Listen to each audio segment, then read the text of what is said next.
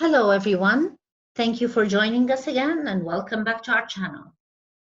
Today we will be speaking about designing assignments, what we call projects, but not just any design, it's designing them for assessment. Why are we going to do this? Is it important now? Absolutely. It's important because our students will not be coming back for examinations this year. And we're going to have to rely, in most instances, on assignments. Is it any different to design an assignment normally, as we've always been doing for the past 100 years? And is it the same thing to design it as an assignment, as an assessment? Well, this is what we will tackle today. As you all know, most assessment literature states that the reason or purpose behind doing assignments, especially if we want to do assessments based on them, is to use the results to improve student learning.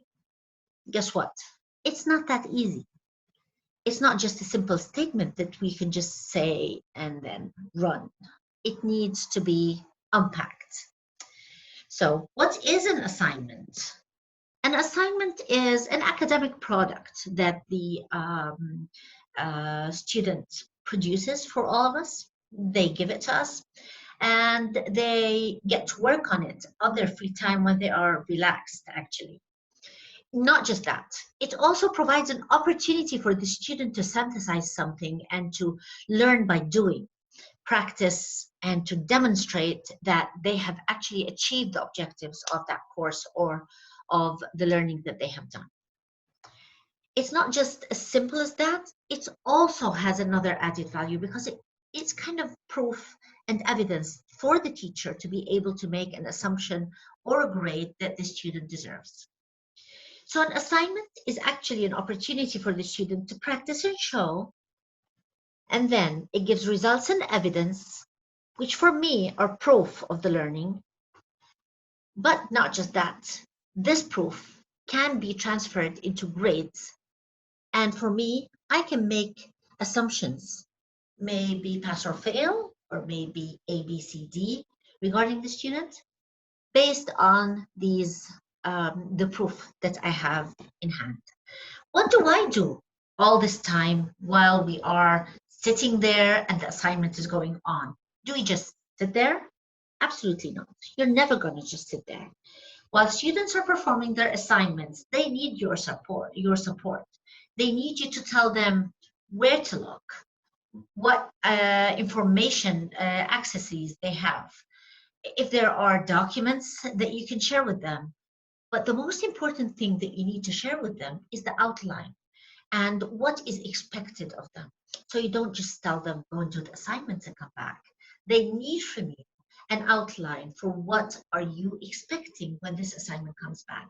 Maybe it's a guiding document, whatever it is. But designing this document, it puts your students on the way to produce this document, and you don't want them to spend so much time wondering about what your expectations are. You want them to spend that time learning and proving to you that they have learned.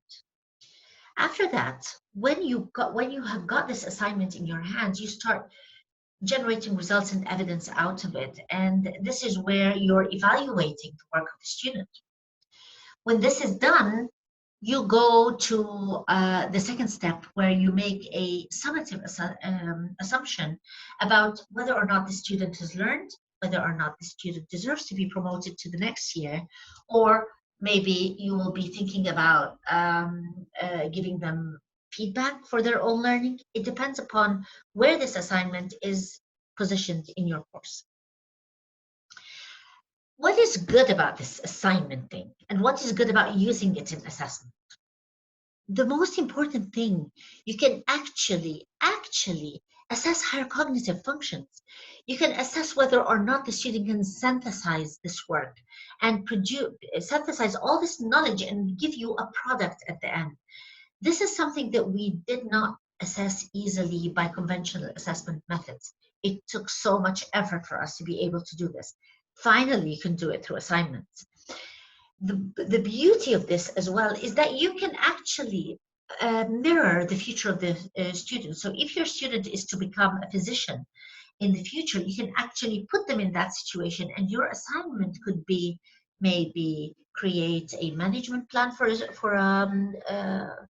a patient, or write down a prescription, or whatever it is that results in a near to practice experience for the student.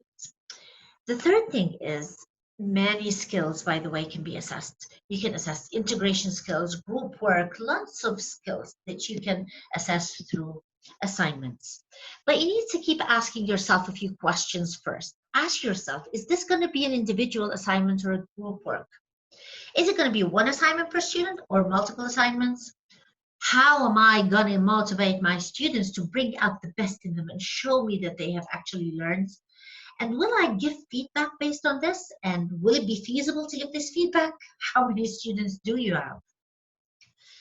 Also, you need to take care that this is an assessment now, so it needs to be reliable, objective, and you have to be consistent along your batch, so you don't just make up assignments that are not weighed in any way, and that students cannot at the end say that they have been granted an equal opportunity to score. You have to pave your way through a fair assessment by setting your own assessment criteria, making sure that if there are various elements in this assessment, that you have to weigh them. What makes more sense to you? What is more important to you in the student product that they give you? And make sure that free riders in group assignments are not planned for. You have to make sure how to make sure that your students are not free riding on group assignments. And this is also a challenge. But a very good thing as well that you need to do is to make sure that your design does not call for plagiarism and that students just copy and paste either from texts or from each other. But when you're doing this, just take care that whatever it is that you have designed, it has to be valid.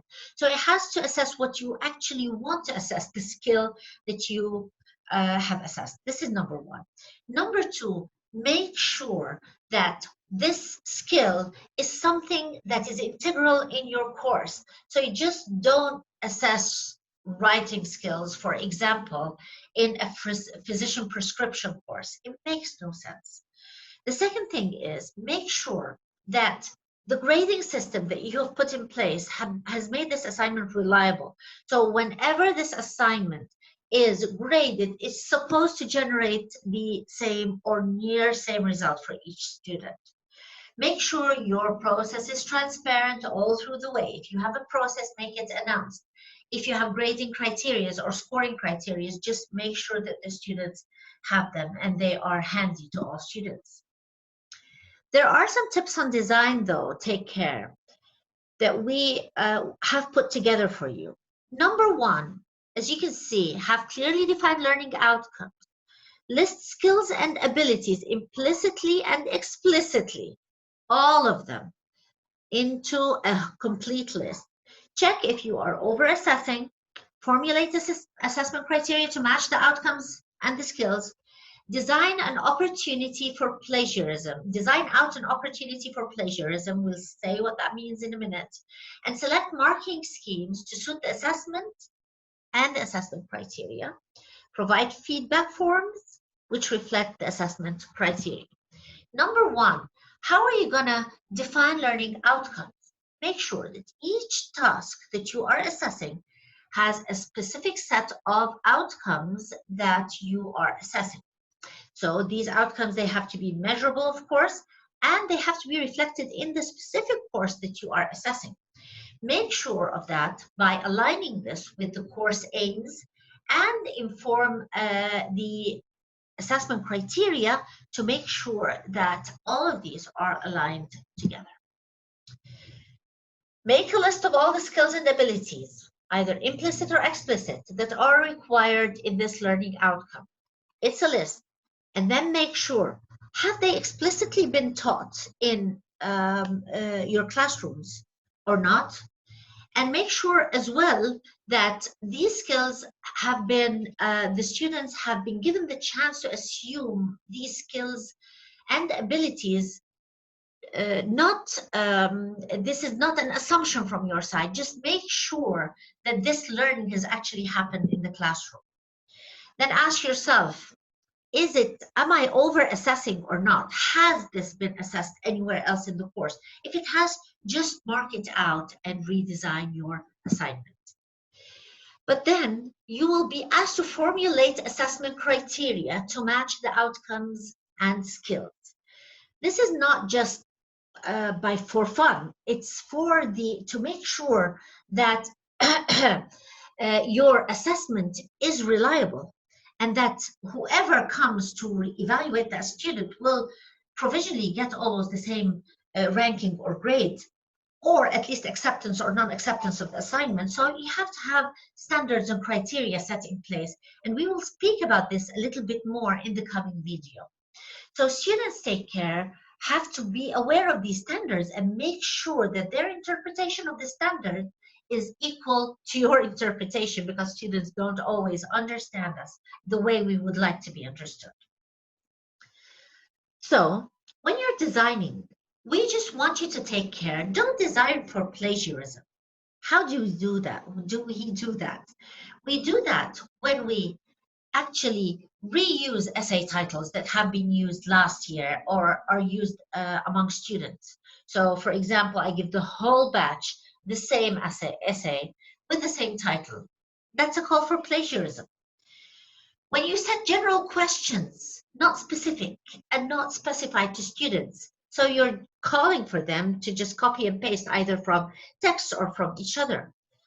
But we advise you to assess the process for the assignment as it is being done, in addition to the final product. So don't just wait till the end when students hand in their assignment. You have to be assessing the process as well. We do this in large numbers by using an element of peer assessment. And we also would like you to give a little bit of thought for individualizing your task or making it individual relevant or small group relevant, instead of having individual assignments that are copy-paste from each other. But then you have to select a marking scheme to suit the assessment and the assessment criteria. You might want to weigh in your individual subsets of the assignment. So say, for example, this part weighs 50%, this part weighs 20%. But when it comes to group work, you have to be very careful in considering the order to provide a fair marking. What exactly are you assessing, and how are you going to assess it in the group? What kind of contribution is offered in the group that for you will be considered as an effective contribution, and that you will acknowledge as a contribution? You have to set these guidelines very clear, and they have to be clear to students even before they start working on the assignment. But then we don't just leave it at that. We want to provide feedback forms that students learn from and that contribute to the educational process.